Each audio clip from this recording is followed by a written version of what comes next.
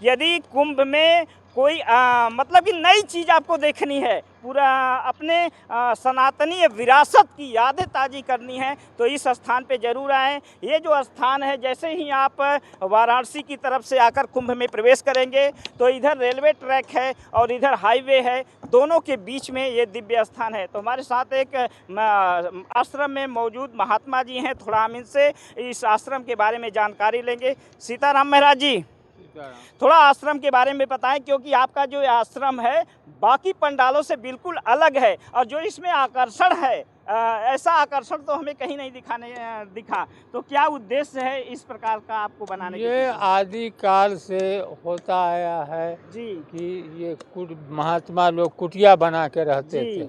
अब सारे जगह ये लुप्त हो गए, विलुप्त हो गया है हाँ।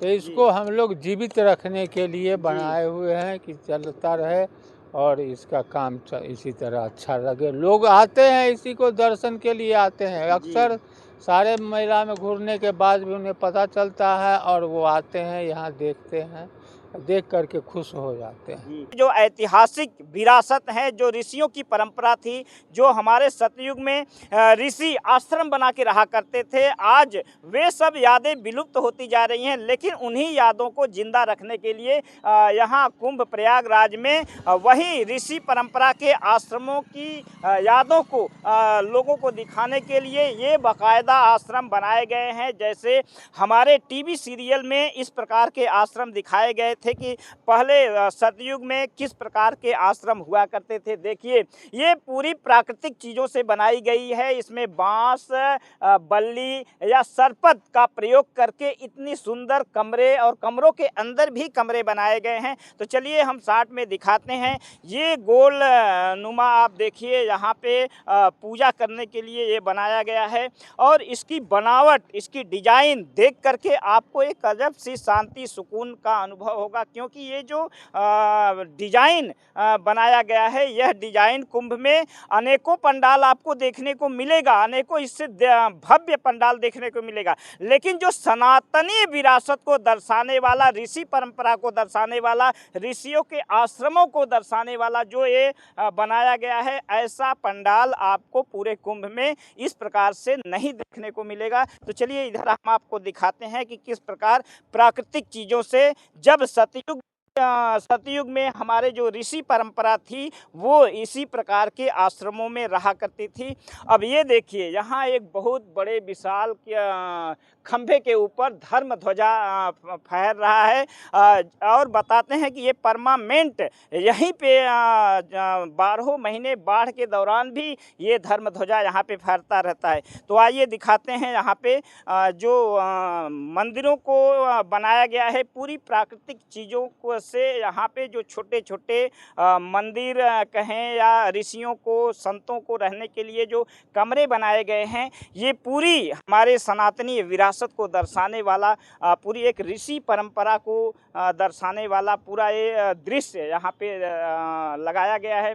और ये इधर देखिए, आसमान में भी एक बहुत ही दिव्य चीज़ बनाई गई है उसमें संतों के लिए। और इधर हम दिखाएं, चारों तरफ आप देख सकते हैं वहाँ शिवलिंग भी रखा गया है। और ये जो कमरे बनाए गए हैं संतों के लिए, ये भी पूरी प्राकृतिक चीज़ों से बनाई गई है। तो चलिए उधर हम आप लोगों को लेकर चलते हैं जहाँ पे सारे कमरे बनाए गए हैं, किस प्रकार बन रहे हैं वो सारी चीज़ें दिखाएंगे, क्योंकि इस महाकुंभ में आपको अनेकों चीज़ देखने को मिलेगा। लेकिन जो हमारी विरासत है, जो हमारी ऋषि परंपरा को दर्शाने वाला जो ये पहला पंडाल हमें पूरे कुंभ में दिखाई दिया, और इस पंडाल को देखने के लिए आप ध्यान रखें, दोनों पुल के बीच में अगर जब भी आ देते हैं, इधर रेलवे ट्रैक है और इधर वाराणसी से प्रयागराज आने वाला हाईवे है, और इसी दोनों पुल के बीच में ये जो हम आपको दिखा रहे हैं, ये दिव्य स्थान बनाया गया है, जो हमारे सनातन धर्म के ऐतिहासिक निशानियों को दर्शाने वाला ये प्राकृतिक चीज़ों से। देखिए, बांस और सरपत हो, पूरी उन्हीं चीज़ों से कितना सुंदर लग रहा है। इसके आगे वो जो बड़े बड़े पंडाल बने हैं, इसके आगे जो यहाँ से दिव्यता एक अलग सी महसूस हो रही है। सारे फेल, अभी तक हम लोगों ने जितने पंडाल देखे, ये पंडाल बिल्कुल हमें अलग दिखाई दे रहा है।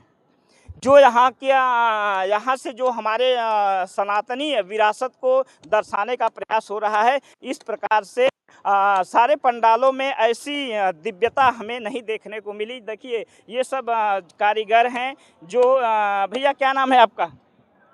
कारी सहनी, अच्छा, कहाँ घर है आप लोगों का? वैशाली जिला। ये आश्रम का निर्माण कब से कर रहे हैं आप लोग? 2 महीना से। क्या आप लोग हमेशा यहीं का काम करते हैं? यही हमेशा काम बराबर यहाँ काम होता है। अच्छा, यहीं पे यहाँ पर तो इसी प्रकार का काम करते हैं, आश्रमों का निर्माण ही करते हैं या और काम करते हैं? ना, यही काम होता है। यही काम आप यही लोग काम। करते हैं। क्या नाम है भैया आपका? नरेश। ये काम कब से चल रहा है? 2 महीना से चल रहा है। 2 महीना से इसका निर्माण। हाँ अभी जी। क्या क्या बनना यहाँ बाकी है? यहाँ झोपड़ी बनना बाकी है और मंडप उंडप बन गया। अच्छा यहाँ झोपड़ी अब बन रही है आदमी सब के रहने के लिए। अच्छा, तो जैसा कि यहाँ के कारीगर हैं जो झोपड़ी बना रहे हैं, मंडप बना रहे हैं, कमरे बना रहे हैं, तो आइए हम दिखाते हैं किस प्रकार से यहाँ झोपड़ियाँ बनाई जा रही हैं।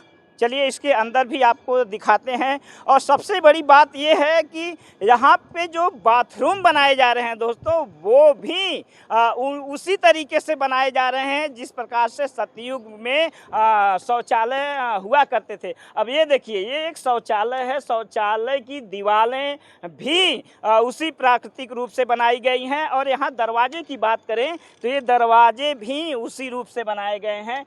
ये गलियारे हैं और इधर आप दिखाएं तो इधर भी शौचालय है। शौचालय के लिए भी आप देखिए कितना सुंदर, ऐसा सुंदर तो नज़ारा हमें कभी कहीं नहीं दिखा। और ये देखिए, ये रखे गए हैं मटेरियल जहाँ से अभी इस प्रकार की अनेकों मंडप और झोपड़ियाँ बनना बाकी हैं। तो आइए हम लेकर चलते हैं। हम आपसे फिर कहना चाहते हैं, यदि कुंभ में कोई मतलब कि नई चीज़ आपको देखनी है, पूरा अपने सनातनी विरासत की यादें ताज़ी करनी है, तो इस स्थान पे ज़रूर आएँ। ये जो स्थान है, जैसे ही आप वाराणसी की तरफ से आकर कुंभ में प्रवेश करेंगे तो इधर रेलवे ट्रैक है और इधर हाईवे है, दोनों के बीच में ये दिव्य स्थान है। तो हमारे साथ एक आश्रम में मौजूद महात्मा जी हैं, थोड़ा हम इनसे इस आश्रम के बारे में जानकारी लेंगे। सीताराम महाराज जी, थोड़ा आश्रम के बारे में बताएं, क्योंकि आपका जो आश्रम है बाकी पंडालों से बिल्कुल अलग है और जो इसमें आकर्षण है, ऐसा आकर्षण तो हमें कहीं नहीं दिखा। तो क्या उद्देश्य है इस प्रकार का आपको बनाने के? ये आदि काल से होता आया है जी कि ये महात्मा लोग कुटिया बना के रहते जी। थे। अब सारे जगह ये लुप्त हो गए, विलुप्त हो गया है। हाँ, तो इसको हम लोग जीवित रखने के लिए बनाए हुए हैं कि चलता रहे और इसका काम इसी तरह अच्छा लगे। लोग आते हैं, इसी को दर्शन के लिए आते हैं। अक्सर सारे मेला में घूरने के बाद भी उन्हें पता चलता है और वो आते हैं, यहाँ देखते हैं, देख करके खुश हो जाते हैं। तो जैसा कि आप देख सकते हैं, महाराज जी ने हमें बताया कि जो हमारे ऐतिहासिक विरासत है, ऋषि परंपरा थी, ऋषियों का जो आश्रम हुआ करते थे, वो परंपरा अब विलुप्त होती जा रही है। इस चकाचौंध की दुनिया में पंडाल तो आपको बहुत दिखेंगे, लेकिन हमारे ऐतिहासिक विरासत को दर्शाने वाला पंडाल मात्र एक ही है, जो ये दोनों पुल के बीच में है। और इस पंडाल में आने के बाद आपको सनातन धर्म की ऐतिहासिक परंपरा की यादें आपको ताज़ा हो जाएंगी। तो आप यहाँ पे दर्शन करने के लिए जरूर आएँ। क्या नाम है महाराज जी आश्रम का? ये देवराहा बाबा आश्रम। देवराहा बाबा आश्रम। हाँ। जी, इसका मुख्यालय कहाँ पे है? इसका मुख्यालय है अभी बनारस। अच्छा जी। हाँ।